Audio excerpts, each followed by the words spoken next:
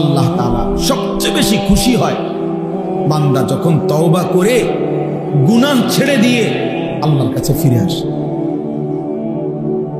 আর হাদিসে আছে, নবীজি বলেন, কোন বান্দা যখন গুনাহ ছেড়ে দেয়, নাফরমানি ছেড়ে দেয়, তওবা করে আল্লাহর কাছে ফিরে আসে, সিজদা দেয়, গোলামি করে, আল্লাহর নাফরমানি ত্যাগ করে, খোদার কসম নবী বলে আল্লাহ তখন ফেরেশতাদেরকে বলে, আমার আসমান সাজিয়ে দাও, জান্নাত সাজিয়ে। তো ফেরেশতারা আসমান সাজায়, জান্নাত সাজায়, আর বলে আল্লাহ আসমান কেন সাজাইলেন, জান্নাত কেন সাজাইলেন? তো আল্লাহ তাআলা বলে আসলাহাল আবদু মাওলাহু। আল্লাহ তখন বলে, শুনো ফেরেশতারা, আজকে এক গোলাম যে তার মনিব থেকে বহুদিন যাবৎ ভাইগা গেছিল, পলায়ন করছিল, আজকে সেই ভেগে যাওয়া পলায়ন কৃত গোলাম তার মনিবের সাথে সম্পর্ক ঠিক করে নিছে। আমারে গোলাম বহুদিন আমারে সেজদা দেয় না, আমার হুকুম মানে নাই, আমার নাফরমানির উপরে ডুবা ছিল, ওই আমার থেকে দূরে সরে গেছিল। আজকে আমার সেই গোলাম, আমার সেই বান্দা, আমার থেকে যে ভেগে গেছিল, আমার ভেগে যাওয়া বান্দা আমি মালিকের সাথে তওবা করে সম্পর্ক ঠিক করে দিয়েছি। আমি এই খুশিতে আসমান সাজিয়ে দিলাম, জান্নাত সাজিয়ে দিলাম। তাইলে আল্লাহ তাআলা সবচেয়ে বেশি খুশি হয় বান্দা যখন আল্লাহর দিকে ফিরে আসে। এজন্য হাদিসে আছে, আল্লাহর নবী সাল্লাল্লাহু আলাইহি ওয়াসাল্লাম বলেন, আকরাবু মা ইয়াকুনুল আবদু মির রাব্বিহি ওয়া হুয়া সাজিদ। নবীজি বলেন সাল্লাল্লাহু আলাইহি ওয়াসাল্লাম, বান্দা আল্লাহ তাআলার সবচেয়ে আকরাব, ঘনিষ্ঠ হয়, আল্লাহর সবচেয়ে ঘনিষ্ঠ হয় বান্দা কখন? নবীজি বলেন ওয়া হুয়া সাজিদ, বান্দা আল্লাহকে সিজদা করে। কখন? ওয়া হুয়া সাজিদ, যখন সে সিজদা। আমার শায়েখ আল্লামা মুফতি মুশতাকুর নবী সাহেব বলে, আল্লাহ যখন বান্দা যখন আল্লাহকে সিজদা করে, তো আল্লাহ মহব্বতে ওই বান্দার মাথায় পিঠে হাত বুলায় দেয়, আদর করে দেয়, আদর করে দেয়। আল্লাহ যেন বলে, বান্দা আমারে সিজদা দিলা, যাও বান্দা খুশি হল, খুশি হল। এজন্য নামাজ যার কপালে জোটে না, তার কপালের উপরে লানত।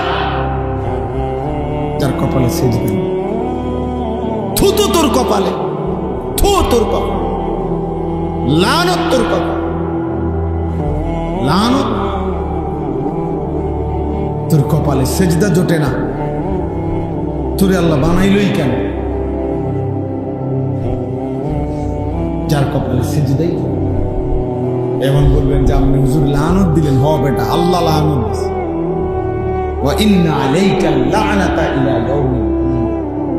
কোরআন শরীফে আল্লাহ বলছে, ইবলিস তুই আমারে সিজদা দিলি না, আজকে থেকে নিয়ে কিয়ামত পর্যন্ত তোর উপরে আমি আল্লাহর লানত। কোরআন শরীফের আয়াত। তাহলে ইবলিসের উপরে আল্লাহ এই লানতটা কেন দিছে? কথা বলেন না কেন? সিজদা দেয় না, সিজদা না করার কারণে তো কি দিছে? কয়দিনের লানত? একবার, একদিনের লানত, কিয়ামত পর্যন্তের জন্য। তাইলে একটি সিজদা না দিলে যদি কিয়ামত পর্যন্ত লানত দেয়, একদিনে 5 ওয়াক্ত নামাজে এক নাফরমান কতগুলো সিজদা ছুটে গেছে। ফজরের নামাজের 4 রাকাত নামাজে 8টা সিজদা, জোহরের যদি 10 রাকাতও ধরি 20টা সিজদা, আসরের যদি 4 রাকাতও ধরি 8টা সিজদা, মাগরিবের যদি 5 রাকাতও ধরি 10টা সিজদা, এশার নামাজের যদি 9 রাকাতও ধরি 18টা সিজদা। একদিনে তোর কয়টা সিজদা ছুটে গেল? তুমি কি পরিমাণ লানতের যোগ্য হলে, তুমি কি পরিমাণ অভিশপ্ত। আল্লাহ আমাদেরকে বুঝ দান করেন। এজন্য প্রিয় ভাই, বাবা, আমি এই জন্য প্রথমেই বলে নিই 10 জন, 5 জন, 50 জন হোক, এটা কোনো কথা না। এক আল্লাহর বান্দার ফিকিরও বলা দরকার। একজনের জন্য আল্লাহর কথা শোনানো দরকার, ইসলাহ দরকার, সংশোধন দরকার। এই বলতে বলতে, শুনতে শুনতে, বারবার বলতে বলতে বলতে বলতে ঠিক কখন কার পরিবর্তন হবে, ঠিক কখন কোন দিন কে বদলে যাবে, সেটা মূলত আল্লাহর ফয়সালা। আমাদের দায়িত্ব বলতে থাকা, শুনতে থাকা, আয়োজন করতে থাকা। মূলত ফয়সালা, হেদায়েত কে দিবে? এতদিন ধরে ওয়াজ করি, কোন মানুষ তো ভালো হয় না। না, মানুষ সবাই ভালোই যাইতে হইব, এটা জরুরি না, আমার বলা জরুরি। হুজুরে যেমন 10 বছর ধরে মাহফিল করি, কই মানুষের তো কোনো পরিবর্তন দেখি না, এই জন্য আর মাহফিল করতাম না। তা আর মাহফিল না করলে 10 বছর, এবার যেহেতু 10 বছর করেও দেখছেন ভালো হয় না, তো না করলে 10 বছর তো ভালো হয়ে যাবে। ভালো হয়ে যাব। আমার দায়িত্ব তো এটা না। আমার দায়িত্ব তো কয়জন হেদায়েত পাইলো না পাইলো এটার হিসাব করা আমার দায়িত্ব, আমার বলা দায়িত্ব, বলতে থাকা। আমার একবার দাউদকান্দিতে এক মসজিদের ইমাম সাহেব, বিশ্বাস করেন কত আমনের মতো বয়সী হবে, বয়স্ক মানুষ, ইমাম সাহেব আমারে জড়ায় ধরা একদিন আমারে বলতেছেন যে হুজুর আমি আজকে 26 বছর এই মসজিদে ইমামতি করি, অল্প কয়টা বেতন পাই। কয় যে হুজুর আমি আমার বিবি বাচ্চার কত আবদার জীবনে পূরণ করতে পারি নাই অভাবের কারণে, কাইন্দা দিছে। কয় যে হুজুর আমার আল্লাহ আমারে, আমি 26 বছর এই মসজিদের খেদমত করি, একই মসজিদে, ছোট একটা মসজিদ। বলতেছে হুজুর আমার আল্লাহ আমারে, আমার তো দুনিয়ার কোন স্বপ্ন, বাচ্চাদের আশা আকাঙ্ক্ষা কত কিছু পূরণ করতে পারি নাই অভাবের কারণে, আমার আল্লাহ আমারে আখিরাতে দিবনি। আমি কি বলতাম? আমি জড়াইয়া ধরে ওনারে অনেক কাঁদছি, কাইন্দা বললাম হুজুর আমি, বলেন কি? ইনশাআল্লাহ আল্লাহ আপনাকে এই পরিমাণ দেবে, সেদিন আপনি এবং আপনার পরিবার খুশিতে আনন্দে আত্মহারা হয়ে যাবে, আনন্দে আত্মহারা হয়ে যাবেন। আলেমে দ্বীন কখনো কারো উপার্জন মাসে 8,000 10,000 টাকা, আর ওই বেয়াদব সে নাকি নেতা। এই বেয়াদব পরিষ্কার বলতেছে, মুসলমান নারীদেরকে বলতেছে তোমরা মোল্লা মৌলবীর বাচ্চা পেটে নিবা না। এত বড় জানোয়ার মুসলমানের ঘরে জন্ম নিল কেমন? এত বড় বেঈমান, কি পরিমাণ আশ্চর্য কথা, চিন্তা করে দেখে। নারীর মর্যাদা, নারীর অধিকার, উলামায়ে কেরাম এ ব্যাপারে কিচ্ছু বলে নাই, বলছে কোরআন সুন্নাহ বিরোধী। নারীর অধিকারের নামে যে প্রস্তাবগুলো দেওয়া হয়েছে এগুলো প্রত্যাখ্যান করছে। কথা বলেন না কেন? ইসলাম বলছে বাবার মৃত্যুর পরে আপনার উত্তরাধিকার সম্পত্তি 2 বোন 1 ভাই, নাকি এটা আপনারা সবাই জানেন? এটা তো কোরআন শরীফের আয়াত। তো ওরা বলতেছে না, এটা সমান করতে হবে। এখন এই কথাটা যে কোরআন সুন্নাহ বিরোধী, এটা বলবার জন্য সামান্যতম আকল দেমাগ আছে, সে বুঝবে না কথা, এটা সেইটা বুঝবে। আপনি যদি বলেন যে এরকম করলো কেন, তা আপনি গোটা ইসলাম সব বুঝেন, কথা বলেন না কেন? আল্লাহর সব বিধান আমরা বুঝি, তো আল্লাহর ফয়সালা আমরা মানি না। আপনি কবরের আযাব বুঝেন, আপনি হাসরের আযাব বুঝেন, তো তাইলে আল্লাহ তাআলার প্রত্যেক কথা সত্য, সঠিক, যৌক্তিক, ইনসাফ। নবীজি বলছে আয় আল্লাহ আদলুন ফিয়া কাদাউক, আপনি আমার ব্যাপারে যার ব্যাপারে যে ফয়সালা দিছেন এটাই ইনসাফ, এটাই সঠিক, এটাই আদল।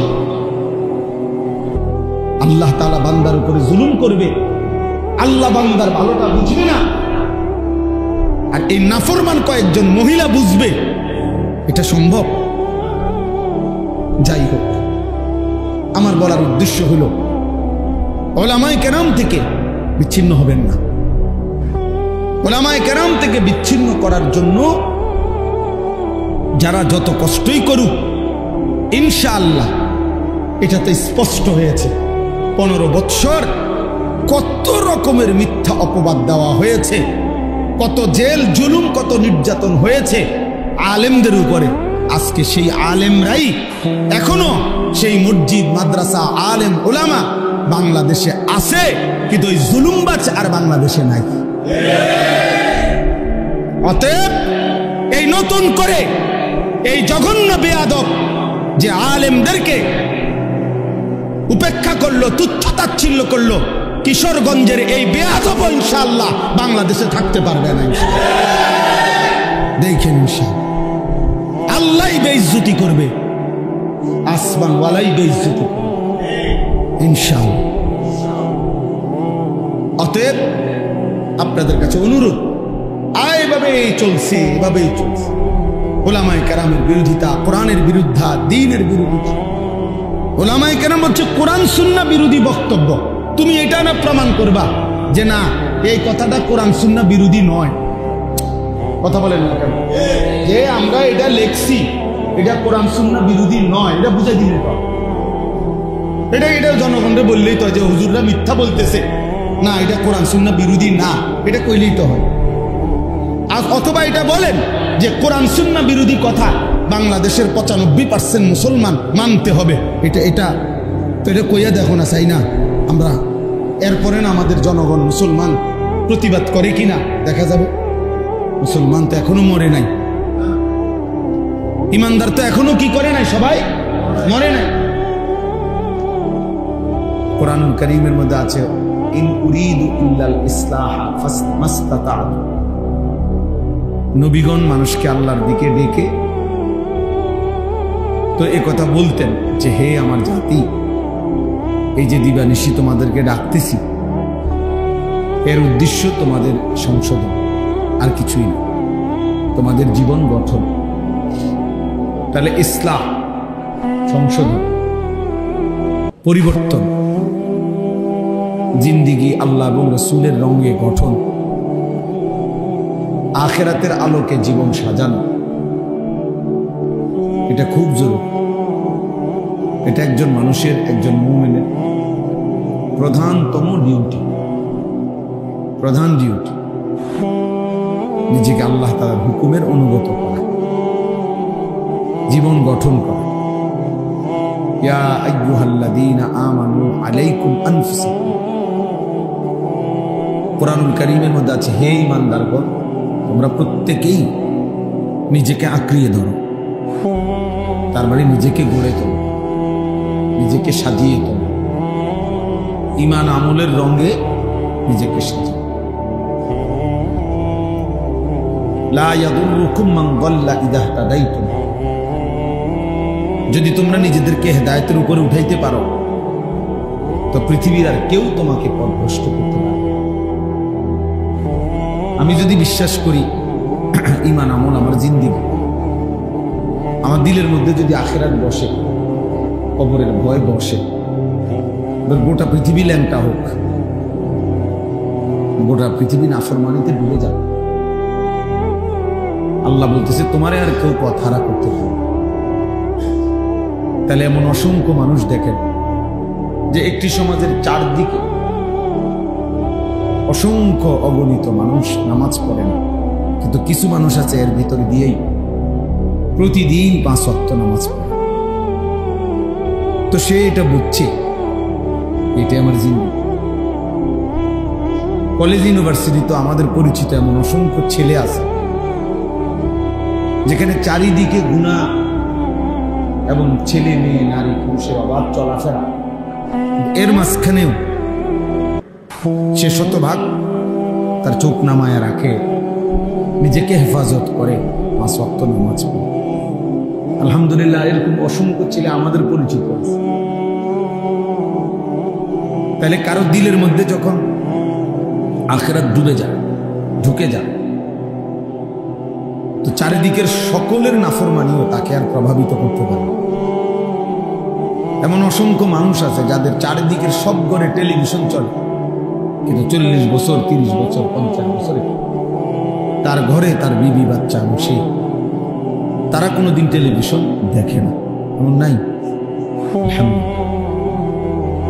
এই জন্য আল্লাহ তাআলা বলছে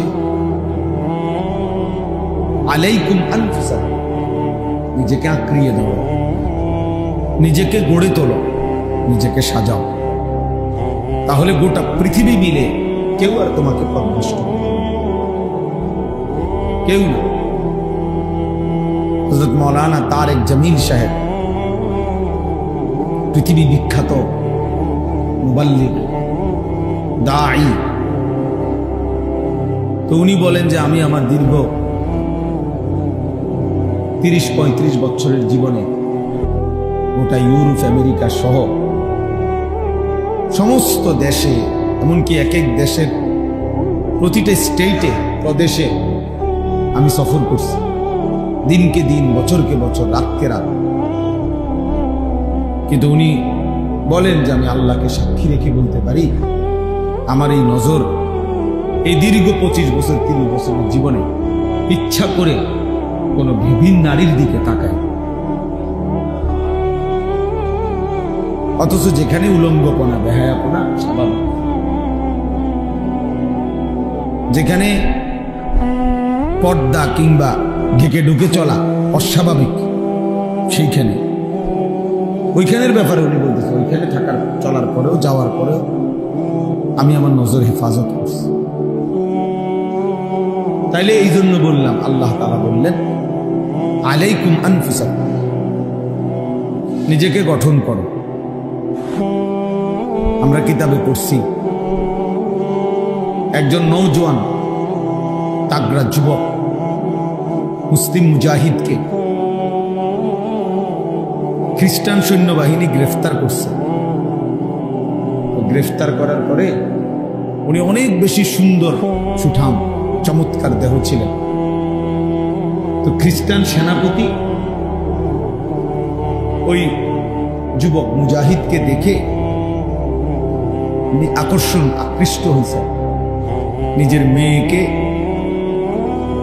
এই ছেলের কাছে বিবাহ দিবেন এরকম ভাবছেন। তো চিন্তা করছে আগে তাকে যে কোনো প্রলোভনে খ্রিস্টান বানাই, চেষ্টা করি, তারপরে তার কাছে মেয়ে দিল। বহুভাবে ওনাকে প্রলোভন দিছে, হুমকি ধমকি দিছে, উনি কোনোভাবেই মাথা নোয়ায় না, শেষ পর্যন্ত বন্দি করছে। আমরা উর্দু কিতাবে পড়ছি ওই যুবক মুজাহিদ এবার ওনার কামরার মধ্যে ওই সেনাপতি তার সুন্দরী মেয়েকে একাকী দিয়ে দিছে, আর বলছে তুমি তোমার রূপ যৌবন দিয়ে যে কোনো ভাবে তাকে গুনাহে বাধ্য করবে। তো 3 দিন ওই মেয়ে ওই ঘরে ছিল। 3 দিন পরে সে বের হয়ে তার বাবাকে বলছে যে হে বাবা, নিশ্চিত ইন্নাহু হাজারুন আম শাজার, এই যুবক নিশ্চিত হয় পাথর নয়তো কোনো গাছ, সে আসলে কোনো মানুষ না, মানুষের কোনো অস্তিত্ব, প্রাণ, অনুভূতি তার মধ্যে নেই। লা ইয়ালতাফিতু ইলাইয়া মাররা, সে তো আমার দিকে একবারের জন্য চোখটা তুলেও তাকায় না। আমি আমার সব চেষ্টা করছি। তাইলে আলাইকুম আনফুসাকুম, নিজেকে মজবুত করা অনেক বড় নিয়ামত, কষ্টসাধ্য কাজ, কষ্টসাধ্য কাজ, কিন্তু সম্ভব, সম্ভব, আল্লাহর দয়া হলে সম্ভব। এই সমাজে আমরা বাহ্যিকভাবে দেখলে মনে হয় নাফরমানির সয়লাভ, অসভ্যতার সয়লাভ, কিন্তু আলহামদুলিল্লাহ এর ভেতর দিয়েও হাজারো লাখো পাক্কা মুমিন ইমানদার নারী, পুরুষ, যুবক, কিশোর, বুড়ো আছে, আছে, যে 1000 বার জীবন দেবে প্রয়োজন, কিন্তু আল্লাহর নাফরমানি করবে না। হারামের 1 লোকমা নেবে না, হারামের 1টা টাকা নেবে না। এই ভালো মানুষ, এমন উত্তম মানুষদের বরকতেই বাকি বাটফার সিটাররা খাইয়ে যেতেছে। ইমানদারদের বরকত, কোরআনওয়ালাদের বরকত, দিনওয়ালাদের বরকত, আল্লাহকে সেজদা দেনওয়ালাদের বরকত। এটাই সত্য। এই পৃথিবী, আসমান এবং জমিন টিকে আছে আল্লাহ তাআলার নামের উপর, তাওহীদের উপর, লা ইলাহা ইল্লাল্লাহর উপর। যেদিন আল্লাহ এই নাম থাকবে না, তো সেদিন আসমান ও জমিন থাকবে। তাহলে আল্লাহর নামের উপরে কি টিকে আছে? আসমান ও জমিন টিকে আছে। তাওহীদের উপরে কায়নাত টিকে আছে। কোন বাটপার, সিটার, সুদখোর, হারামখোর, কোন বখাটে, দুশ্চরিত্র তাদের জন্য না। তারা ইমানদারদের উসিলায়, তারা প্রিয় বান্দাদের, আল্লাহর অনুগত বান্দাদের বরকতে ওরা খায়, ওরা চলে। এই জন্য বাফ ইসলাহি মজলিস ছোট হোক, 10 জন হোক, 1 জন, খুব দামি।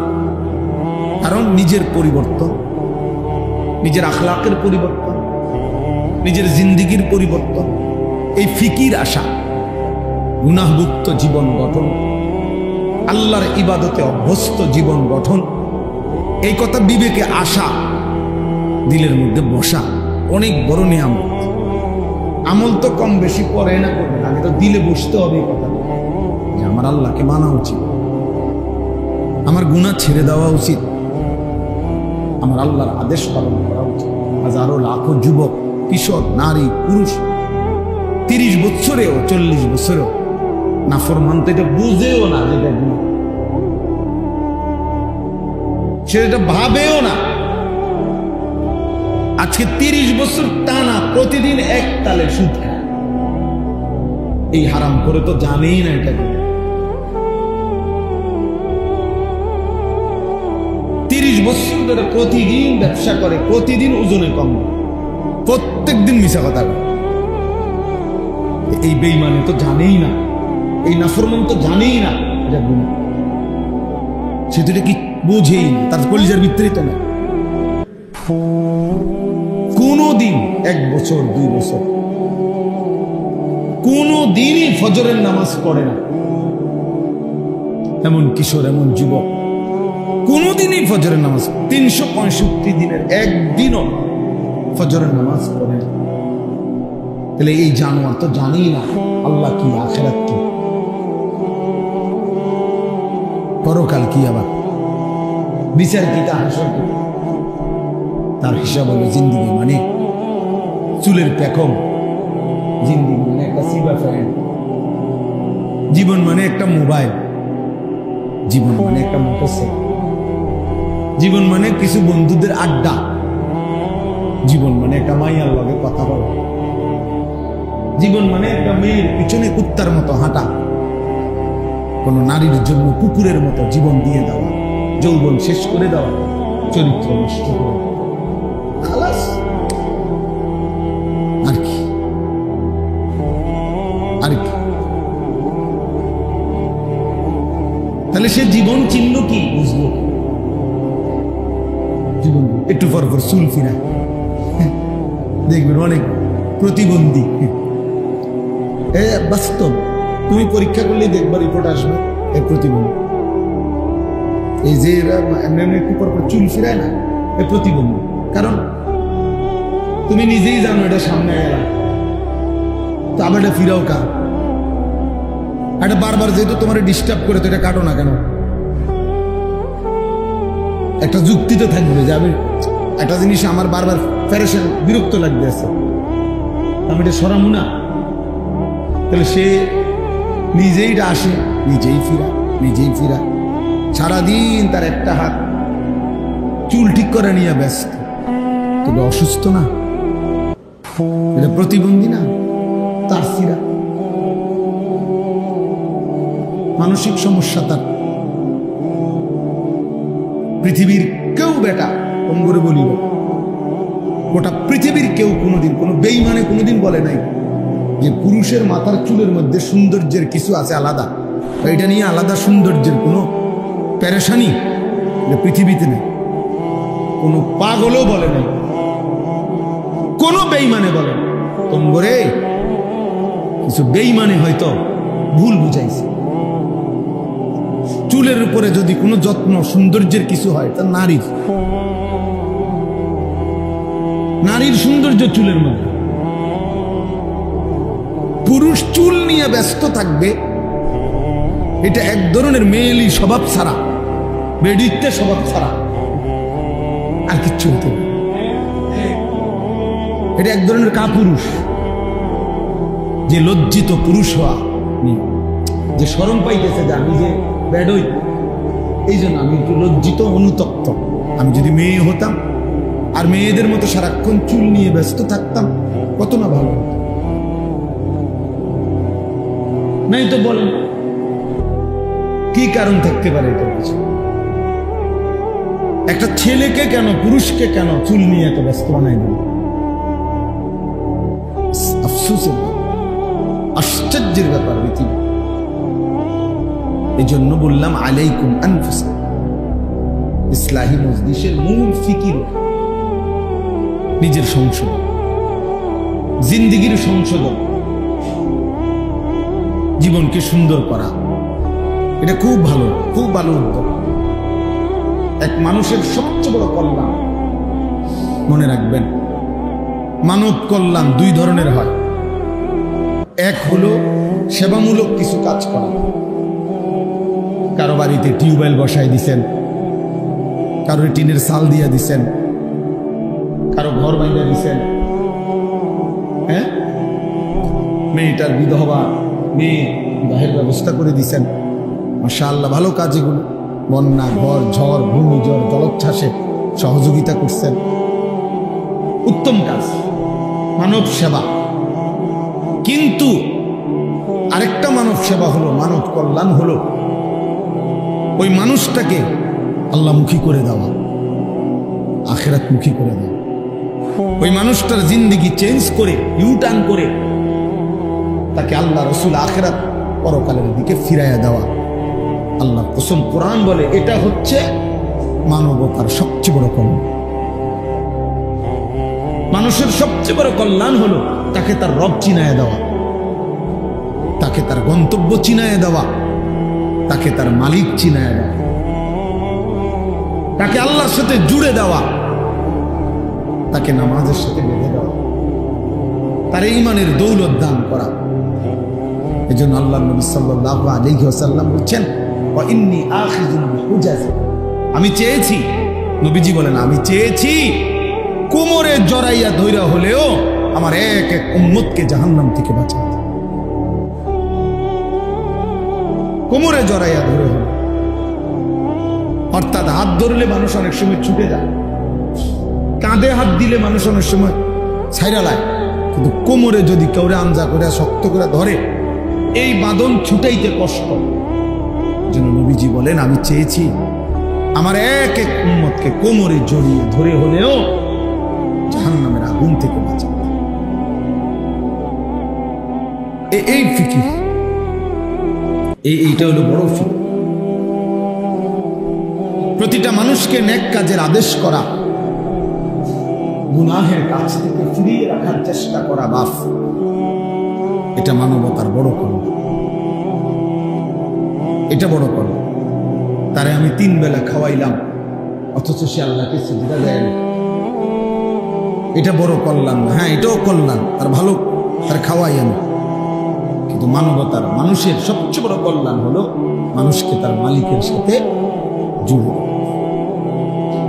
জুড়ে দাও। এই জন্য কিতাবে আছে, নবী সাল্লাল্লাহু আলাইহি ওয়াসাল্লাম বলেন, লাল্লাহু আশাদ্দু ফারাহান বিতাওবাতি আবদিহি। আল্লাহ তাআলা সবচেয়ে বেশি খুশি হয় বান্দা যখন তওবা করে গুনাহ ছেড়ে দিয়ে আল্লাহর কাছে ফিরে আসে।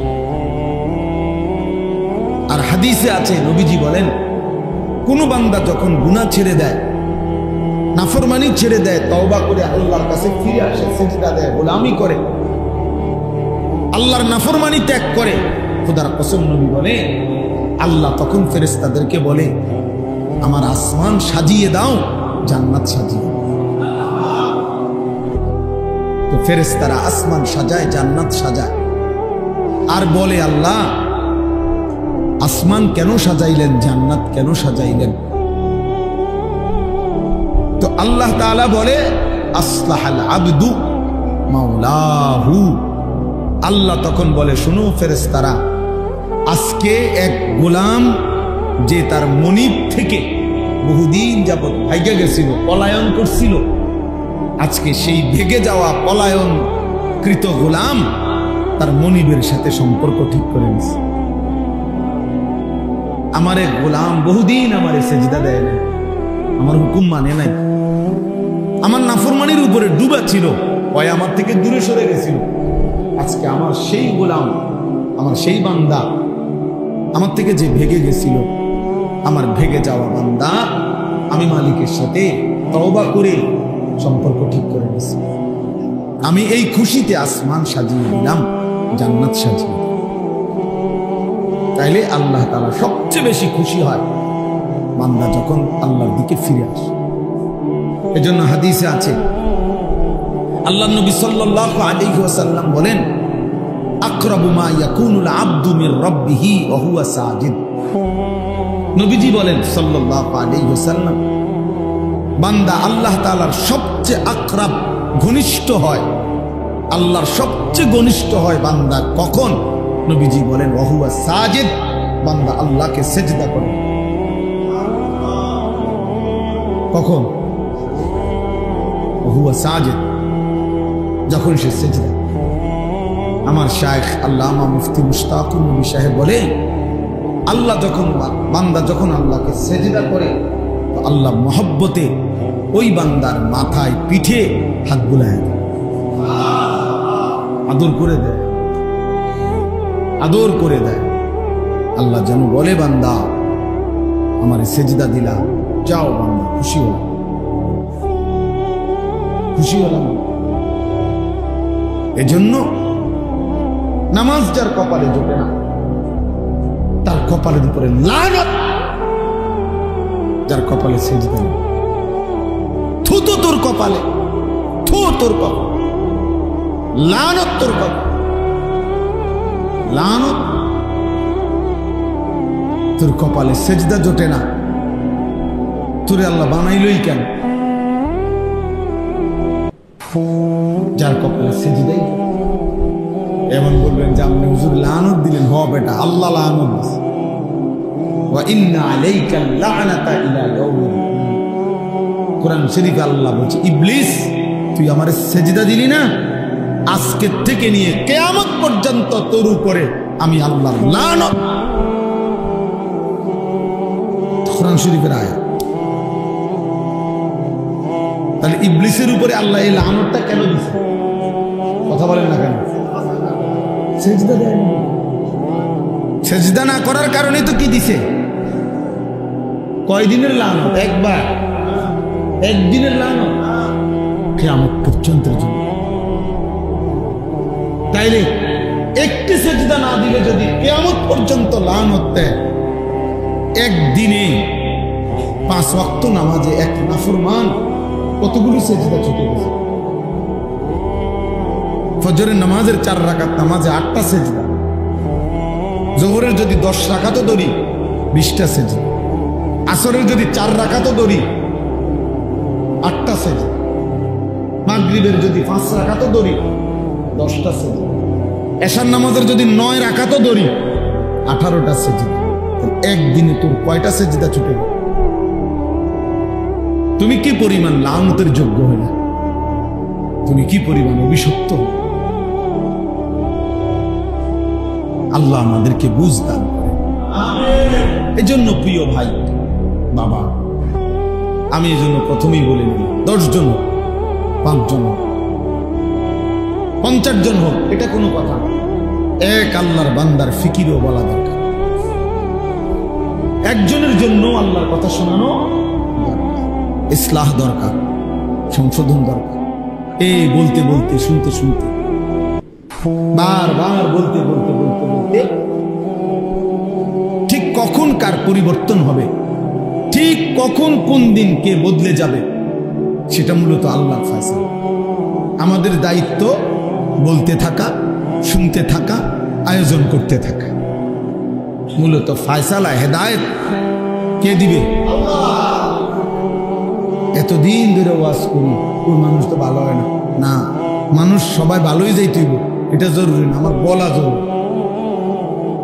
হুজুরে যেমন 10 বছর ধরে মাহফিল করি, কই মানুষের তো কোনো পরিবর্তন দেখি না, এই জন্য আর মাহফিল করতাম না। তো আর মাহফিল না করলে 10 বছর, এবার যেহেতু 10 বছর করেও দেখছেন ভালো হয় না, তো না করলে 10 বছর ভালো হয়ে যাবে। ভালো হয়ে যাবে। আমার দায়িত্ব তো এটা না। আমার দায়িত্ব তো কয়জন হেদায়েত পাইলো না পাইলো এটার হিসাব করা আমার দায়িত্ব, আমার বলা দায়িত্ব, বলতে থাকা। এই জন্য আপনারা রাসেল ভাই সহ আমারে বলছে, আমি ডেট দিছি, বাকিরাও আমি হয়তো সবাইকে চেহারা তো চিনি আলহামদুলিল্লাহ। আপনাদের এই হিলফুল ফুজুল নামে আপনাদের এই আয়োজন আপনারা ধারাবাহিক করবেন, ধারাবাহিক। 5 জন যদি আপনাকে সদস্য হন, আপনারা আগে নিয়ত করবেন যে দোস্ত আগে ওয়াদা করো আমরা 5 জন শুনবো কিনা। যদি বলেন তো 5 জন, তো হুজুরে কইয়া লইবেন আগে, হুজুর আমরা সদস্য হইলাম 30 জন, বা আমরা 10 জন নিয়ত করছি পাক্কা যে আমরা ওয়াজ শুনবো। আমাকে 10 জনের লেগে কইবেন নি, কথা বোঝেন না? এমন হুজুর যদি রাজি হয় বলে লোক হইব 10 জন, আর যদি বেশি হয় আলহামদুলিল্লাহ, না হইলে আমরা 10 জনের বুঝ দিব। আপনি 10 জনরে বললেন, আপনি 5 জনরে বললেন, একজনকে বললেন। আল্লাহ আমাদেরকে তৌফিক দান করেন। এই হিলফুল ফুজুল এটা নবীজি সাল্লাল্লাহু আলাইহি ওয়াসাল্লামের জন্মেরও আগের সংগঠন, আরবের একটি সংগঠনের নাম মূলত। অর্থাৎ আরবের মধ্যে ফজল নামে, একই নামে 3 ব্যক্তি ছিল, 3 জন ব্যক্তি ফজল নাম, 3 জনের নামে ফজল। এই 3 জন ব্যক্তি একই নামের, ওনারা একসাথে অঙ্গীকার করছিল। হিলফুন মানে হলো ওয়াদা, অঙ্গীকার, শপথ। আর এই ফুজুল মানে হলো ফজল নামের 3 জন, বুঝছেন? এটা কিন্তু অনেকখানি এই সংগঠনের নাম আছে, দেখেন না? এই জন্য বলতেছি আর কি, সবার ভালো হবে। অর্থাৎ এই একই নামের 3 জন ব্যক্তি ফজল নামের, ওনারা মক্কায় একদিন সিদ্ধান্ত নিছে, শপথ করছে যে আমরা আমাদের এই মক্কায় আমরা সর্বাত্মক চেষ্টা করব এখানে যেন কারো উপরে কোনো জুলুম, ছিনতাই, কারো উপরে যেন অন্যায় না হয়, কেউ কারো উপরে যেন জুলুম করতে না পারে। আমরা মজলুমের পক্ষে, দুর্বলের পক্ষে আমরা সমর্থন করব, সহযোগিতা করব, সাহায্য করব, জালেমকে প্রতিহত করতে চেষ্টা করব, মজলুমের কল্যাণ করব, দুস্থ অসহায়ের কল্যাণ করব। এই একটা শপথ নিয়ে ওনারা কাজ শুরু করছিলেন। পরবর্তীতে বহু মানুষ এর সাথে যোগ হয়েছে এবং খোদ নবুয়ত পূর্ব মানে 40 বছরের আগেই আমাদের নবী সাল্লাল্লাহু আলাইহি ওয়াসাল্লামও এই ইনাদের এই হিলফুল ফুজুলের সাথে সক্রিয়ভাবে অংশগ্রহণ করছে। বুঝছেন না কথা? তো সেইখান থেকে আজকে 1500 বছর আগের এই পবিত্র নিয়তে, ভালো নিয়তে 3 জন ব্যক্তি একটি উত্তম কাজের জন্য নিয়ত করছিল, শপথ করছিল। তো সেই নাম আজকে 1500 বছর পরেও পৃথিবীতে কেমন পরিচিত, কেমন পরিচিত, কত নামে আমরা তো ওয়াজে যাই। সারা বাংলাদেশে এই নামে শত শত এলাকায় কি আছে সংগঠন, হিলফুল ফুজুল। তাইলে তাহলে শুধু এটা বাংলাদেশে না অন্যত্র নাই? তাহলে এই জন্য বললাম মুখলেসানা খেদমত মানে নিষ্ঠার সাথে আল্লাহর সন্তুষ্টির জন্য কোন খেদমত যদি করা হয় তো যুগ যুগ ধরে এটা টিকে থাকে। আল্লাহ তাআলা আপনাদেরকেও তৌফিক দেন, কবুল করেন, আমিন। এইবার আমি একটা আয়াত পড়ছি, এই আয়াতের উপরে অল্প একটু কথা বললে আমার কথা শেষ ইনশাআল্লাহ। আমাদের প্রিয় ভাই হযরত মাওলানা মুফতি ইউসুফ বিন ইকবাল, এই মাওলানা বয়সে আমাদের অনেক কম, আলহামদুলিল্লাহ সে অনেক ভালো আলেম, অনেক ভালো আলেম। আমি ব্যক্তিগতভাবে তার বয়ান শুনি, তার কথা শুনি, তার প্রত্যেক কথায় 10 মিনিট 20 মিনিট আধা ঘন্টাও যদি কেউ শুনে, ভালো যারা আলেম তারাও অনেক খোরাক পায়। এত সুন্দর কথা বলতে এবং এত দলিল ভিত্তিক রেফারেন্স ভিত্তিক কথা বলে, এটা অবাক। আলহামদুলিল্লাহ। এই আপনাদেরকে বলছে, আমি সেই তো শুনলাম যে কোন কোন আমল করলে হজ্জের সওয়াব পাওয়া যায়, উমরার সওয়াব পাওয়া যায়। তো দেখা যাবে হাজার হাজার পৃষ্ঠা খুঁজাও আমনে খুঁজা পাইতেন না, অসংখ্য হাদিসের কিতাব খুঁজাও আমনে এগুলোর একসাথে করতে পারতেন না। কিন্তু আলহামদুলিল্লাহ উলামায়ে কেরাম আপনাদের কাছে যুগ যুগ ধরে আলেমরা পুরা কোরআন, পুরা হাদিস, পুরা দ্বীনকে একসাথে করে গবেষণা করে যুগে যুগে উম্মতের সামনে, উম্মতের উলামায়ে কেরামরা মানুষের জীবন চলার দিক নির্দেশনা, আখিরাতমুখী কল্যাণমুখী দিক নির্দেশনা দিয়ে যাচ্ছে। এটা উলামায়ে কেরামেরই একমাত্র খেদমত, যেটা এই পৃথিবীর আর কেউ করতে পারেও নাই, পারবেও না। কেউ পারবে, কোন জেনারেল শিক্ষিত ব্যক্তি পুরা কোরআন সামনে নিয়ে, নবীজির সমস্ত হাদিসকে সামনে নিয়ে পূর্বাপর সমস্ত কিছু বিশ্লেষণ করে উম্মতকে সঠিক দিক নির্দেশনা দেওয়া, এটা একমাত্র উলামায়ে কেরামেরই বৈশিষ্ট্য। এটা উলামায়ে কেরামেরই বৈশিষ্ট্য, বিশ্বাস করে। এজন্য উলামায়ে কেরাম থেকে বিচ্ছিন্ন হওয়া, উলামায়ে কেরাম থেকে বিচ্যুত হওয়া, ওই মানুষগুলো, ওই ব্যক্তিগুলো নিশ্চিত মনে রাখবেন ওরা সঠিক রাস্তা, গন্তব্য, মঞ্জিল পাবে না, মাঝখানে কোথাও না কোথাও হুচট খাইয়া পড়ে যাবে, পড়ে যাবে। প্রত্যেক সময়ে মনে রাখবেন, সর্বসময়ে কিছু মানুষ, কিছু ব্যক্তি, কিছু গোষ্ঠী প্রকাশ্যে কিংবা গোপনে সর্বদাই তৎপর থাকে, যারা উলামায়ে কেরামের বিরোধিতা করার জন্য সচেষ্ট।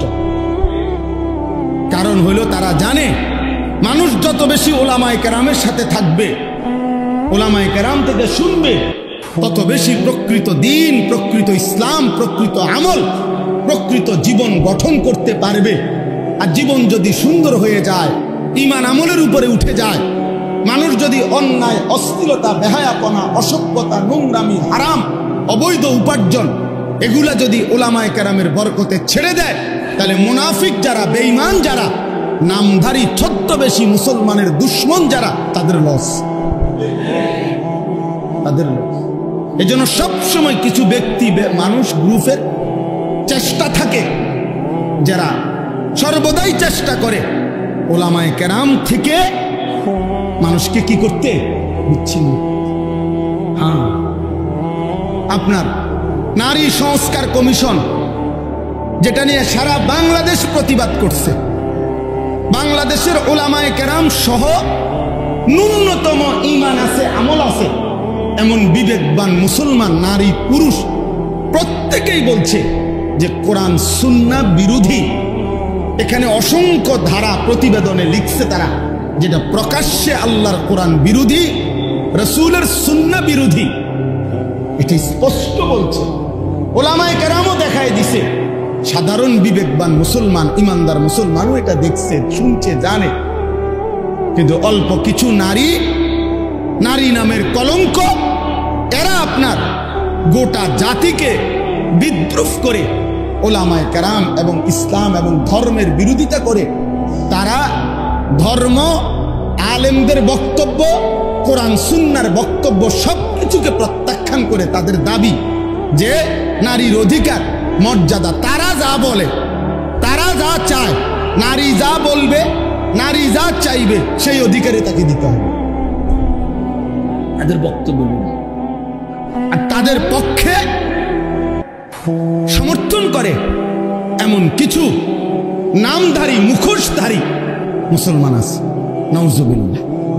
এই 2 দিন হয় বাংলাদেশের কিশোরগঞ্জের একজন নেতা, পুরান নেতা, বুড়া নেতা, এই পর্যন্ত কয়েকবার ডিগবাজি দিছে, দল বদলাইছে, এই পর্যন্ত বহু দল বদলাইয়া তাইলে প্রকাশ্যে টকশোতে আপনার 2 দিন আগে এই অসভ্য বেয়াদব প্রকাশ্যে সারা পৃথিবীকে সামনে রেখে ওলামায়ে কেরামকে তুচ্ছ তাচ্ছিল্য এবং ব্যঙ্গ বিদ্রুপ করেছে। আজীব হবে। সে বলছে আমরা 500 টাকার মৌলবী, আমরা 1000 টাকার নাকি মৌলবী। আমগরে 500 টাকা দিলে আমরা ওয়াজ বদলায় ফেলি, আমরা ফতুয়া বদলায় ফেলি। নারীদেরকে বলছে তোমরা এই মোল্লাদের সন্তান পেটে ধারণ করবা না। এত বড় জঘন্য বেয়াদব বাংলাদেশে আরেকটা কেমনে জন্ম নিয়া এই ফ্যাসিস্ট পরবর্তী 5ই আগস্ট যেই সময় জালেম পলায় গেল, এরপরে এই জালেম কেমনে থাকলো এটা আশ্চর্য লাগতেছে। এত বড় জঘন্য বেয়াদব, এত বড় ভয়ানক বেয়াদব। বয়স্ক মানুষ, বয়স 60 বছরের কম হবে না, সে একেবারে সে বলতেছে মোল্লাদের ইসলামের মধ্যে কোনো মোল্লাতন্ত্র নাই। ইসলামে এক জিনিস, মোল্লাতন্ত্র আরেক জিনিস। মানে আমরা মোল্লারা হইলাম এক জিনিস, ইসলাম আরেক জিনিস। তুই কি কইলি পাগল, কি কইলি তুই? হ্যাঁ কি বললা? এটা কথা হইল? এই জন্য ওলামায়ে কেরাম এটার তীব্র প্রতিবাদ করেছে। এমন জঘন্য বেয়াদব যেই দল লালন করে তাদের ভবিষ্যৎ খুব ভালো হবে না, ভবিষ্যৎ ভালো হবে না। এই নাফরমান ওলামা বিদ্বেষী, আলেম বিদ্বেষী, সে নিজেকেও ডুবাবে, তার দলটাকেও ডুবাবে শেষ পর্যন্ত। আশ্চর্য। এজন্য ভাইয়া একজন হলেও মনে রাখবেন, উম্মতকে ওলামাদের থেকে, সর্বশ্রেণীর মুসলমানকে, মানুষকে আলেমে দ্বীন থেকে বঞ্চিত করার যেই কোনো ষড়যন্ত্র, যেই কোনো চেষ্টা, এটা আমরা ঘৃণা ভরে প্রত্যাখ্যান করা দরকার। এজন্য আপনাদের কাছে আমার অনুরোধ রইল, ওলামায়ে কেরাম যুগ যুগ ধরে আপনাদের কাছে দ্বীন পেশ করে, আল্লাহর কোরআন পেশ করে, রাসূলের সুন্নাহ পেশ করে। কয় টাকা উপার্জন আপনারা বলেন ইনসাফ? একজন মসজিদের ইমাম, একজন মসজিদের মুয়াজ্জিন, একজন মাদ্রাসার উস্তাদ, কয় টাকা উপার্জন তার? সামান্য কয় টাকা দিয়ে দিনের পর দিন। আমার একবার দাউদকান্দিতে এক মসজিদের ইমাম সাহেব, বিশ্বাস করেন কত আমনের মতো বয়সী হবে, বয়স্ক মানুষ, ইমাম সাহেব আমারে জড়ায় ধরা একদিন আমারে বলতেছেন যে হুজুর আমি আজকে 26 বছর এই মসজিদে ইমামতি করি, অল্প কয়টা বেতন পাই। কয় যে হুজুর আমি আমার বিবি বাচ্চার কত আবদার জীবনে পূরণ করতে পারি নাই অভাবের কারণে, কাইন্দা দিছে। কয় যে হুজুর আমার আল্লাহ আমারে, আমি 26 বছর এই মসজিদের খেদমত করি, একই মসজিদে, ছোট একটা মসজিদ। বলতেছে হুজুর আমার আল্লাহ আমারে, আমার তো দুনিয়ার কোন স্বপ্ন, বাচ্চাদের আশা আকাঙ্ক্ষা কত কিছু পূরণ করতে পারি নাই অভাবের কারণে, আমার আল্লাহ আমারে আখিরাতে দিবনি। আমি কি বলতাম? আমি জড়াইয়া ধরে আপনারে অনেক কাঁদছি, কাইন্দা বললাম হুজুর আমি, বলেন কি ইনশাআল্লাহ আল্লাহ আপনাকে এই পরিমাণ দেবে, সেদিন আপনি এবং আপনার পরিবার খুশিতে আনন্দে আত্মহারা হয়ে যান, আনন্দে আত্মহারা হয়ে যাবেন। আলেমে দ্বীন কখনো কারো উপার্জন মাসে 8,000 10,000 টাকা, আর ওই বেয়াদব সে নাকি নেতা। এই বেয়াদব পরিষ্কার বলতেছে, মুসলমান নারীদেরকে বলতেছে তোমরা মোল্লা মৌলবীর বাচ্চা পেটে নিবা না। এত বড় জানোয়ার মুসলমানের ঘরে জন্ম নিল কেন? এত বড় বেঈমান। কি পরিমাণ আশ্চর্য কথা, চিন্তা করে দেখেন।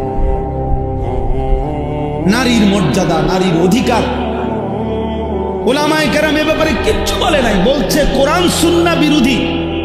নারীর অধিকারের নামে যে প্রস্তাবগুলো দেওয়া হয়েছে এগুলো প্রত্যাখ্যান করছে।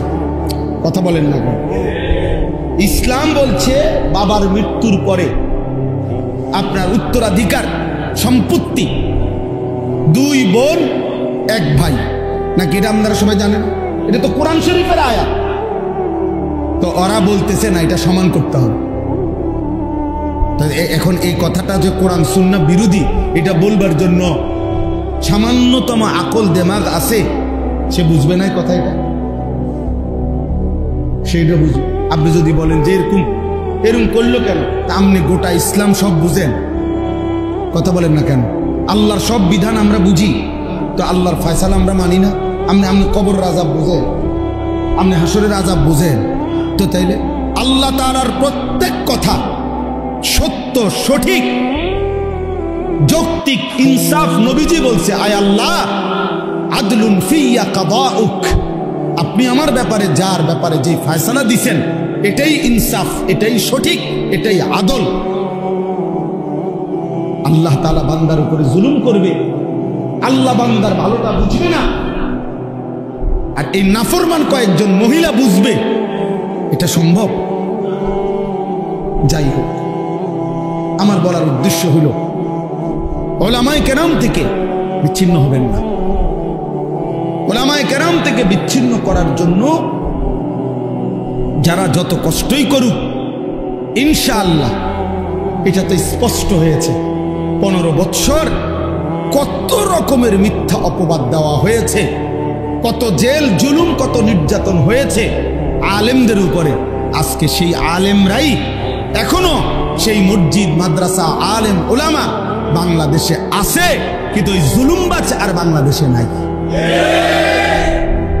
অতএব এই নতুন করে এই জঘন্য বেয়াদব যে আলেমদেরকে উপেক্ষা করলো, তুচ্ছ তাচ্ছিল্য করলো, কিশোরগঞ্জের এই বেয়াদব ইনশাআল্লাহ বাংলাদেশে থাকতে পারবে না। দেখেন, ইনশাআল্লাহ আল্লাহই বেইজ্জতি করবে, আসমান ওয়ালাই বেইজ্জতি করবে ইনশাআল্লাহ। অতএব আপনাদের কাছে অনুরোধ, এভাবেই চলছে, এভাবেই চলছে। উলামায়ে কেরামের বিরোধিতা, কোরআনের বিরুদ্ধা, দ্বীনের বিরোধিতা। উলামায়ে কেরাম হচ্ছে কোরআন সুন্নাহ বিরোধী বক্তব্য। তুমি এটা না প্রমাণ করবা যে না এই কথাটা কোরআন সুন্নাহ বিরোধী নয়। কথা বলেন না কেন?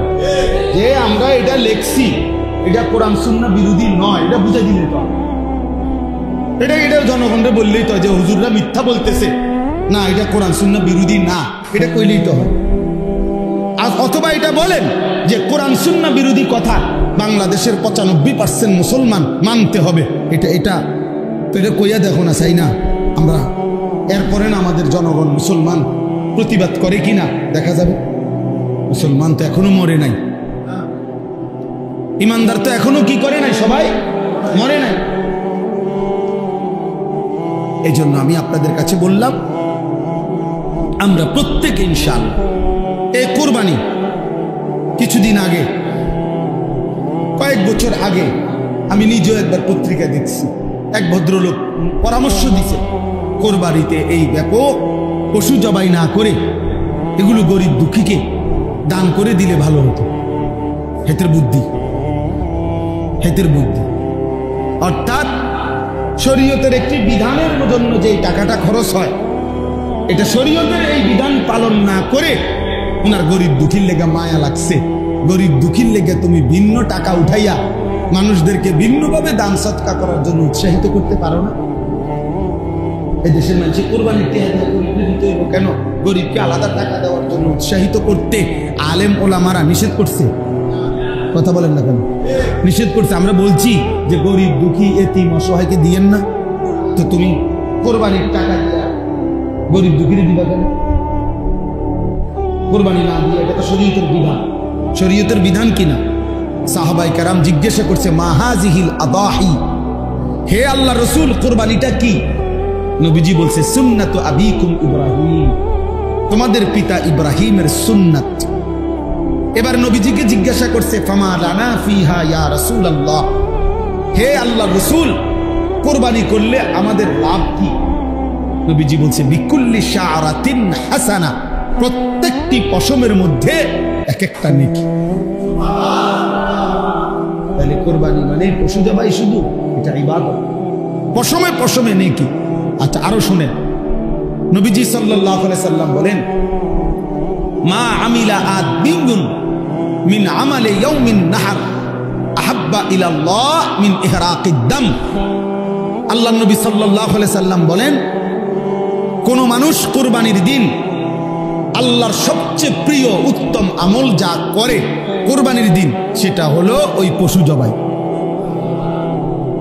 এরপরে নবীজি বলেন, এই হাদিসের 4টা অংশ, এই প্রথম অংশ বললাম। দ্বিতীয় অংশ নবীজি বলেন, ইন্নাহু ইয়াতি ইয়াউমাল কিয়ামাতি বিকুরুনিহা ওয়া আশআরিহা ওয়া আজলাফিহা। ওই ব্যক্তি কুরবানি যে করলো, কিয়ামতের দিন সে ওই প্রাণীর শিং, পশম এবং আজলাফ মানে খুর, পায়ের যে খুর আছে না, এই খুর, নবীজি বলেন সে শিং, পশম এবং খুরগুলো সহ হাসরের ময়দানে মিজানের পাল্লায় ওজনের জন্য নিয়ে আসবে। এখন কি অর্থ? কি অর্থ? হইল শিং, খুর এবং পশম, পুরা সারা শরীর চামড়ার পশম। তাহলে এগুলো যেহেতু মিজানের পাল্লায় ওজন হিসাবে দিব, তো গোস্তটি হালাই দিব, তোমার তো গোস্ত হালাই দিব, এটা নি বুঝাইছে? বুঝাইছে মানে শিংটাও বাদ যাবে না, খুরটাও বাদ যাবে না, একটা পশমও কি যাবে না, বাদ যাবে না, পুরা আস্থা তার কোরবানিটা তার মিজানের পাল্লায় উঠানো হবে।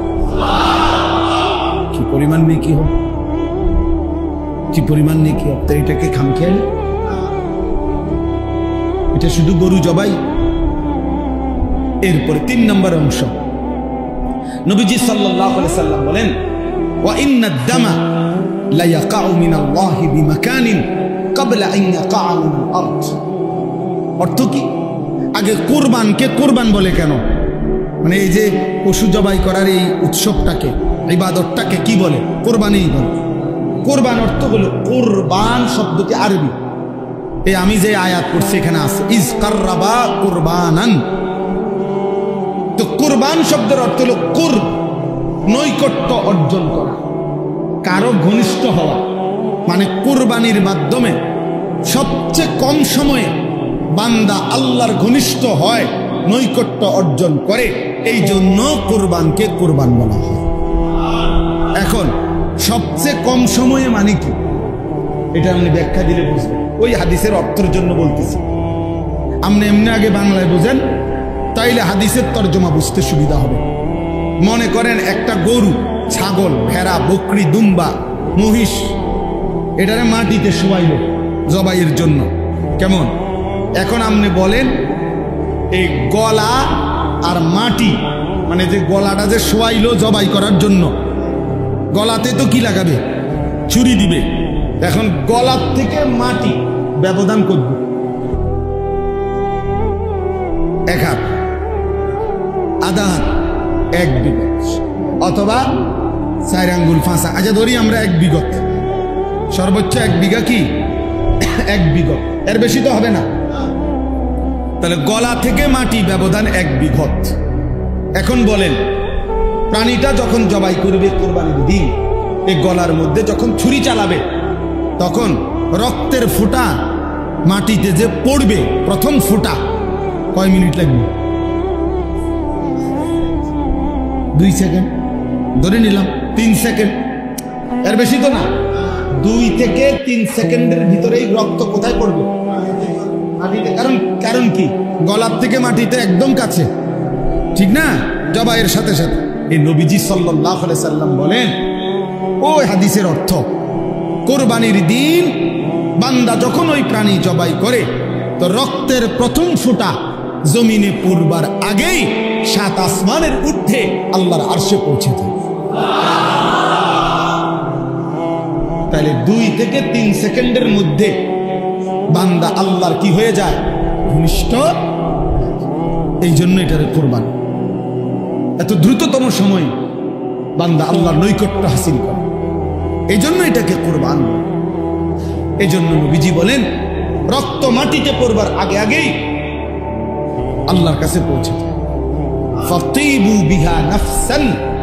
এবার নবীজি বলেন 4 নম্বর অংশ হাদিসের, নবীজি বলেন অতএব তোমরা খুশি খুশি কোরবানি করো। কি কোরবানি করো? খুশি খুশি দিলে, খুশি খুশি। খুশি কি করুম আর, যা বেশি জন বিরক্ত করো রে, যা দিমু, আর কি করার আছে, জানি কোরবানি। প্রতি বছর দিয়ে আইতে আসি, হ্যাঁ 10 জনের লগে চলন লাগে, হ্যাঁ মানুষ কি মনে করব, যা দেও, আর কি করার আছে, এটা নিয়ে কোরবানি। এই বুঝেন না? যাক, আর এক উসিলায় মাইয়ার শ্বশুর বাড়ির থেকেও কিছু লোক খাওয়ানি বাকি রয়েছে, কথা বলে, হ্যাঁ দাও আরেক নাম্বার হয়ে দাও, এই উসিলায় মানুষ 200 খাওয়াই দিলাম, 100 খাওয়াই দিলাম, এটা নিয়ে কোরবানি? এটা ইবাদত। এটা কি? আল্লাহ নবী এই জন্য বলছে খুশি খুশি কোরবানি। এটারে পেরেশানি মনে করো না, বিরক্ত মনে করো না, এটারে ঝামেলা মনে করো না, খুশি খুশি কোরবানি, খুশি খুশি কোরবানি করো।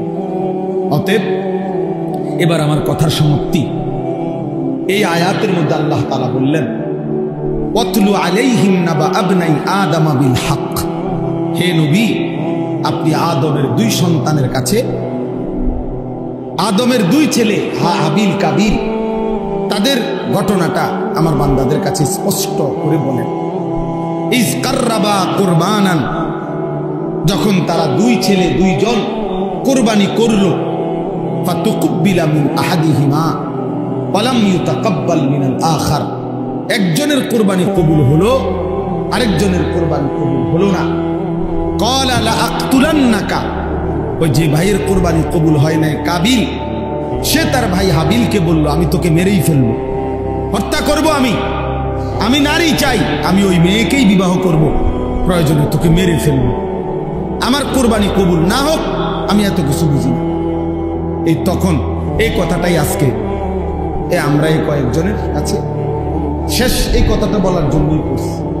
আল্লাহ বলছে ইন্নামা ক্বালা ইন্নামা ইয়াতাকাব্বালুল্লাহু মিনাল মুত্তাকিন, এই কথাটাই শুধু বুঝেন। হাবিল তখন বলছে তার ভাই কাবিলকে যে ঠিক আছে ভাই, আমি বুঝছি তুমি আমারে মেরেই ফেলবে, আমি বাঁচবো না, তবে আমি জীবন দেওয়ার পূর্ব মুহূর্তে একটা কথা বলে যাই। বলছে কিয়ামত পর্যন্ত মনে রাখবা প্রিয় ভাই আমার, সর্বযুগে সর্বকালে আল্লাহ ইবাদত কবুল করবেন তার, গুনাহ মুক্ত জীবন হবে যার। ইন্নামা ইয়াতাকাব্বালুল্লাহু মিনাল মুত্তাকিন, এটা সেই প্রথম দিন বলে দিছি, তার কোরবানি কবুল হবে যে গুনাহমুক্ত হবে, তার ইবাদত কবুল হবে যে গুনাহমুক্ত হবে। মুত্তাকি, তাকওয়া, তাকওয়া মানে গুনাহমুক্ত জীবন, গুনাহ থেকে বেঁচে থাকা। তাহলে নামাজ কবুল হবে তার, গুনাহমুক্ত জীবন যার। যাকাত কবুল হবে তার, গুনাহমুক্ত জীবন যার। রোজা কবুল হবে তার, গুনাহমুক্ত জীবন যার। হজ কবুল হবে তার, গুনাহমুক্ত জীবন যার। কোরবানি কবুল হবে তার, গুনাহমুক্ত জীবন, গুনাহমুক্ত কোরবানি, গুনাহমুক্ত নামাজ, গুনাহমুক্ত রোজা, গুনাহমুক্ত জিকির, দান, গুনাহমুক্ত সাদাকা, গুনাহমুক্ত ইবাদত। সুদের টাকা দিয়া কোরবানি দিবেন, হবে না। ঘুষের টাকা দিয়া কোরবানি দিবেন, হবে না। কিস্তির টাকা দিয়া কোরবানি দিবেন, হবে না। লোনের টাকা দিয়া কোরবানি দিবেন, হবে না। 2 নম্বরই পয়সা কামাইয়া, ওজনে কম দিয়া, মিথ্যা বলিয়া, মাল হইল 6 নম্বর, কইয়া লাইছেন 1 নম্বর। হ্যাঁ বুঝেন নাই? যত রকমের 9 ধোঁকা প্রতারণা করে উপার্জিত যে সম্পদ, এটা তো হারাম। ওই হারাম সম্পদ দিয়া, অবৈধ রোজগার দিয়ে কোরবানি দিবেন, গোশত খাওয়া হবে, কোরবানি হবে, কোরবানি হবে না। সিদ্ধ হবে, আর সে যাবে না। ফেসবুকে আসবে, ইউটিউবে আসবে, মাগার আরশে আজিমে যাবে, আরশে আজিমে যাবে। ইন্নামা ইয়াতাকাব্বালুল্লাহু মিনাল মুত্তাকিন। তাকওয়া জরুরি, তাকওয়া জরুরি। গুনাহমুক্ত জীবন, গুনাহ থেকে বেঁচে থাকা, হারাম থেকে বেঁচে থাকা, আল্লাহর নাফরমানি থেকে বেঁচে থাকা। অতএব আপনাদের কাছে প্রথম যে কথাটা বললাম, এই সবগুলো কথা এবার একসাথ করেন। এক নাম্বার কথা বলছি, নিজের ব্যক্তির সংশোধন, আখলাকের সংশোধন, ইসলাহ, এটা জরুরি। এটা কি ভাই? জীবন সুন্দর করা জরুরি, জীবন সুন্দরের জন্য মেহনত করা জরুরি। দুই নাম্বার বলছি, এই হিলফুল ফুজুল যে কয়জন আছেন, এই কয়জনে উদ্যোগ নিয়ে যে আমরা শুনবো, মানুষ হইব নি না, মানুষ হইতো না, আমনে শুনবেন নিন্দা করেন, এই নিয়তে প্রতিনিয়ত ইসলাহি মজলিসের আয়োজন করেন। দেখবেন ইখলাস ও তাকওয়ার বরকতে আল্লাহর বান্দাদের দিলের মধ্যে ছুঁয়ে যাবে, ছুঁয়ে যাবে। আর তিন নাম্বার কথা হলো, উলামায়ে কেরাম থেকে কোনোভাবেই আমরা বিচ্ছিন্ন হব না। উলামায়ে কেরামের বিরুদ্ধে যারা কথা বলবে আমরা তাদেরকে প্রত্যাখ্যান করব। চার নাম্বার কথা হলো, কুরবানি সহ নামাজ, রোজা, কুরবানি, হজ, সমস্ত ইবাদত, দান, সাদাকা, জিকির, তেলাওয়াত, সমস্ত ইবাদতের ক্ষেত্রে গুনাহমুক্ত থাকা, গুনাহ থেকে বেঁচে থাকা, এটা বাধ্যতা। এটার দিকে নজর। আল্লাহ আমাদের প্রত্যেককে তৌফিক দান করেন। আল্লাহ তাআলা আজকের এই মজলিসকে কবুল করে নেন। আল্লাহ তাআলা আগামী দিনেও এই মজলিসকে চালু রাখবার তৌফিক দান করেন। আলহামদুলিল্লাহি রাব্বিল আলামিন। আল্লাহুম্মা আনতাস সালাম ওয়া মিনকাস সালাম, তাবারাকতা ইয়া যাল জালালি ওয়াল ইকরাম, ইয়া আরহামার রাহিমিন, ইয়া আরহামার রাহিমিন, ইয়া আরহামার রাহিমিন। ربنا ظلمنا أنفسنا وإن لم تغفر لنا وترحمنا لنكونن من الخاسرين. ربنا آتنا في الدنيا حسنة وفي الآخرة حسنة وقنا عذاب النار. رب ارحمهما كما ربياني صغيرا.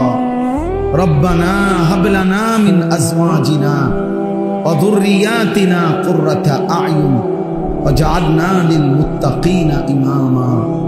مولا كريم আপনি মাফ করে দেন, রব্ব করিম আপনি মাফ করে দেন। মেহেরবান মাওলা, আপনার ঘরেই লম্বা সময় বসেছিলাম, এতটা সময় ধরে আপনি আপনার ঘরেই জায়গা দিয়েছেন, এখন গুনাহ মাফ না করে কেমনে বের করে দিবেন? আয় মাওলা, মাফ করে দেন মাওলা। আপনার ঘরে যেহেতু বসতেই দিলেন, এখন আপনি মাফই করে দেন, মাফ করে দেন মাওলা। আযাব দিলে আপনার কোনো লাভ নাই, মাফ করে দিলে আপনার কোনো ক্ষতি নাই। মাফ করলে আপনার কমবে না, মাফ না পেলে আমাদের উপায় থাকবে না। আয় করিম আপনি মাফ করে দেন, আয় রহমান আপনি মাফ করে দেন, আয় রহিম আপনি মাফ করে দেন, আয় গফফার আপনি মাফ করে দেন, আয় গফুর আপনি মাফ করে দেন, আয় মাওলা আপনি মাফ করে দেন। পেছনের সব গুনাহ মাফ করে দেন, আগামী জিন্দেগি আপনি সুন্দর করে দেন, ঈমান আমলের দৌলত দেন, ইজ্জত আফিয়ত দেন, তাকওয়া তহারত দেন, গুনাহ মুক্ত জীবন দান করেন, আপনার গোলামি করার তৌফিক দান করেন, জীবনটা সুন্দর করবার তৌফিক দান করেন, চুল, চেহারা, আখলাক, আমল সুন্দর করে দেন। আল্লাহ কিশোর যুবক ছেলেগুলোকে বদলে দেন, কিশোর যুবক ছেলেগুলোকে বদলে দেন, কিশোর যুবক ছেলেগুলোকে বদলে দেন। আল্লাহ এদের চেহারা সুন্দর করে দেন, এদের চুল মুসলমানের মতো স্বাভাবিক বানিয়ে দেন, এদের আখলাক সুন্দর করে দেন। আল্লাহ সেজদাওয়ালা কপাল বানিয়ে দেন, কাঁদনেওয়ালা চোখ বানিয়ে দেন, জিকিরওয়ালা জবান বানিয়ে দেন, মোহব্বতওয়ালা দিল বানিয়ে দেন, সুন্নতওয়ালা জীবন বানিয়ে দেন, বন্দিগিওয়ালা জীবন বানিয়ে দেন। আয় আল্লাহ আপনি মাফ করে দেন, সমস্ত কবরবাসীদেরকে মাফ করে দেন, কিয়ামত পর্যন্ত কবরের আযাব মাফ করে দেন, কবরগুলোকে জান্নাতের টুকরা বানিয়ে দেন, আপনার নূরে রহমত দ্বারা ভরপুর করে দেন। অসুস্থ বিমারি যারা শিফা করে দেন, কামাই রুজিতে হালাল বরকত দান করেন, চাকরি ব্যবসা ক্ষেত খামার সবকিছুতে বরকত দান করেন। প্রবাসী বিদেশের জমিনে যারা সহি সালামতে নিরাপদে রাখেন মাওলা, আল্লাহ প্রত্যেকের নেক মাকসাদ পূরণ করে দেন। এই মসজিদখানা কবুল করে নেন আল্লাহ, মসজিদের সমস্ত খিদমাত আপনি কবুল করে নেন। ইমাম, খতিব, মুয়াজ্জিন, খাদেম, কমিটি, মুসল্লি সবাইকে কবুল করে নেন। আল্লাহ আপনি দয়া করেন, হেলফুল ফুজুল এই পরিষদ আপনি কবুল করে নেন। আল্লাহ তাদেরকে আরো ভালো কাজ করার তৌফিক দান করেন। প্রতিনিয়ত এই ইসলাহি মজলিস চালু করবার তৌফিক দান করেন। আপনি হিম্মত দান করেন, আপনি ইস্তেকামত দান করেন, আপনি শক্তি সাহস দান করেন। আয় আল্লাহ, আয় আল্লাহ আমার দেশকে নিরাপদ করে দেন, আমার দেশকে নিরাপদ করে দেন, আমার দেশকে নিরাপদ করে দেন। প্রতিটা মানুষের জান মাল ইজ্জত আব্রু আপনি হেফাজত করেন। মা বোনদেরকে পর্দা পুশিদা দান করেন। আবেদা সালেহা মা ফাতেমা রাবেয়া বসরিয়ার মতো বানিয়ে দেন। আল্লাহ আপনার ঘরে যারা ছুটে ছুটে যাচ্ছে, আল্লাহ হাজি সাহেবানদেরকে আপনি কবুল করে নেন। আমরাও যেতে চাচ্ছি মাওলা, আপনি তৌফিক দিয়েন, আপনি তৌফিক দিয়েন, আপনি বঞ্চিত কইরেন না। আল্লাহ আমার এই বাবা ভাই সকলকে কাবার কালো গিলাফ দেখতে দিয়েন, মদিনার সবুজ গম্বুজ দেখতে দিয়েন। আল্লাহ আল্লাহ আপনার ঘর না দেখিয়ে কবরে নিয়েন না মাওলা, মদিনার বন্ধুর রওজা না দেখাইয়া কবরে নিয়েন না মাওলা। আয় আল্লাহ সারা পৃথিবীর মজলুম মুসলমানকে বিজয় দান করেন। গাজা ফিলিস্তিনের মুসলমানকে বিজয় দেন। পাকিস্তানের মতো একটা বিজয় ফিলিস্তিনকেও দেন মাওলা। আয় আল্লাহ মোদীকে আপনি বেইজ্জতি করেছেন, নেতানিয়াহুকে আপনি ধ্বংস করে দেন, আপনি ধ্বংস করে দেন, আপনি ধ্বংস করে দেন। আয় আল্লাহ এদেশে ইসলামকে কায়েম করে দেন, ওলামাদের ইজ্জতকে কায়েম করে দেন। ওলামায়ে কেরামের বিরুদ্ধাচরণ যারা করেছে আপনি তাদেরকে বেইজ্জতি করে দেন, আপনি তাদেরকে বেইজ্জতি করে দেন।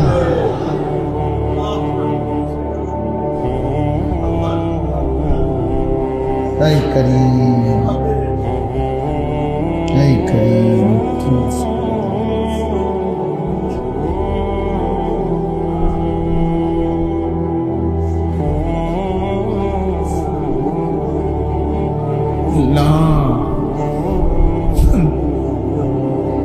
আপনি দেন ফিলিস্তিনের বিজয় দেন, গাজার বিজয় দেন, কাশ্মীরের বিজয় দেন, আরাকানের বিজয় দেন, মুসলিমের বিজয় দেন। আল্লাহ রব্বির হামহুমা কামা রব্বায়ানি সগীরা।